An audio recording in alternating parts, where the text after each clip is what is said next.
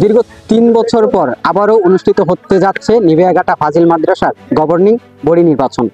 নির্বাচনকে কেন্দ্র করে এখানকার শিক্ষার্থী সহ অভিভাবকবৃন্দরা জানিয়েছেন উন্নয়নমূলক অনেক কাজেই এখনো পর্যন্ত বাকি রয়ে গেছে এই মাদ্রাসার। সে বিষয়টি আমরা জানার চেষ্টা করব শিক্ষার্থী সহ এবং অভিভাবকদের কাছ থেকে।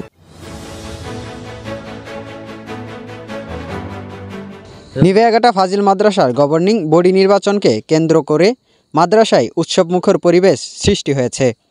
এবারে গভর্নিং বডি নির্বাচনে 3টি স্তরে নির্বাচন অনুষ্ঠিত হবে। স্তরগুলো হলো আলিম স্তর, ফাজিল স্তর, এফদাতিয়া থেকে দাখিল স্তর পর্যন্ত। আর এই 3টি স্তরের জন্য প্রার্থীর সংখ্যা আছে মোট 5 জন। প্রার্থীরা হলেন দোয়াত কলম মার্কায় মঞ্জুরুল ইসলাম মঞ্জু, মোমবাতি মার্কায় ওবায়দুল হক, ফুটবল মার্কায় রয়েছেন নুরুজ্জামান ভুইয়া, চেয়ার মার্কায় হেলাল উদ্দিন হেবাল ভুইয়া, এছাড়াও ছাতা মার্কায় রয়েছেন আব্দুল আউয়াল আকন্দ।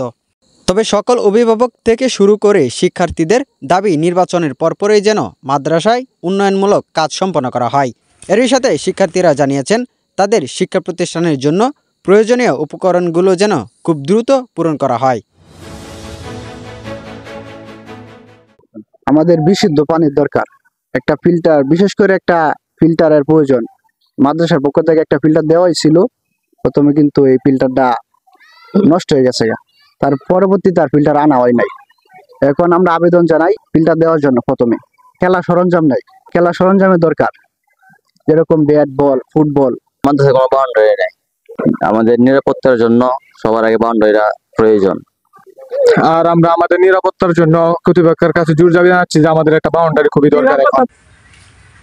যে ক্লাস চলাকালীন মানে মাঠের ভিতরে গরু ছাগল এগুলা থাকলে মানে একটা পরিবেশটা কিরকম না, মানে আমরা চাই যে মানে ক্লাস চলাকালীন যে গরু ছাগল গুলা না থাকাটাই সবচেয়ে ভালো।